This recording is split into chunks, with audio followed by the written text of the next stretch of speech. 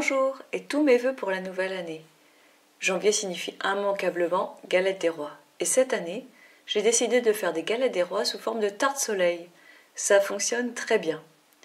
On profite de l'effet esthétique de la tarte soleil et puis on a l'impression d'être plus raisonnable car on mange de plus petites parts de tarte. Bon, au final, quand il n'y en a plus, ça veut quand même dire qu'on a tout mangé. Oups! On mangera de la salade au repas suivant pour équilibrer, hein. J'ai trouvé la recette sur le blog Framboise in the Kitchen. Voilà ce qu'il faut. Pour la frangipane, 100 g de beurre mou, 100 g de sucre en poudre, 100 g de poudre d'amande, 2 œufs. On ajoute éventuellement un bouchon de rhum. On a besoin de 2 pâtes feuilletées rondes qu'on laisse au réfrigérateur jusqu'au moment de monter la galette. Si on prévoit un peu, on peut la préparer maison, avec une recette qui ne demande vraiment pas beaucoup de travail, seulement un peu d'anticipation, car il faut congeler le beurre. Je vous explique cette méthode escargot dans la vidéo qui apparaît quand vous cliquez dans le i en haut à droite de votre écran. Et pour dorer, je mélange un jaune d'œuf, une cuillère à soupe de lait, une pincée de sel et une pincée de sucre. On n'oublie pas la fève qu'on prendra la plus plate possible pour qu'elle se fasse discrète dans la galette. Je prépare la frangipane en battant le beurre et le sucre. J'ajoute la poudre d'amande, les 2 œufs et éventuellement le rhum. Je pose un disque de pâte feuilletée sur un plat qui va au four et qui supporte le passage d'un couteau. Je pique la pâte à la fourchette pour faciliter la cuisson de la pâte feuilletée. J'étale la frangipane dessus, en évitant les bords.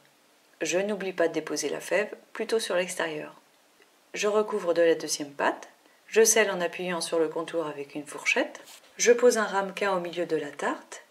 Et je trace des rayons de taille à peu près identique. Je les tourne tous le même nombre de fois. Le temps que le four préchauffe à 180 degrés, je remets la galette au réfrigérateur. Plus la pâte sera froide, plus le feuilletage sera réussi une fois au four. Juste avant d'enfourner, je dore avec mon mélange de jaune d'œuf, de lait, de sucre et de sel. Je passe 2 fois sur l'ensemble de la tarte. J'enfourne pour une vingtaine de minutes. Il faut surveiller la fin de la cuisson pour que la galette ne fonce pas trop. Je sors la galette et je la retourne délicatement pour vérifier la cuisson de la pâte feuilletée en dessous. Ça vient peut-être de mon four, mais chez moi, la pâte du dessous n'était vraiment pas cuite. Du coup, j'ai remis la tarte à l'envers, 6-7 minutes au four, et comme ça c'était parfait. Juste avant de servir, on peut passer un coup de couteau entre les différentes parts pour qu'elles se tirent plus facilement. La galette des rois est délicieuse, chaude ou tiède.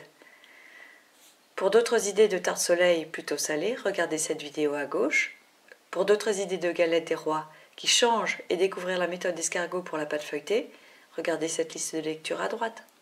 À bientôt!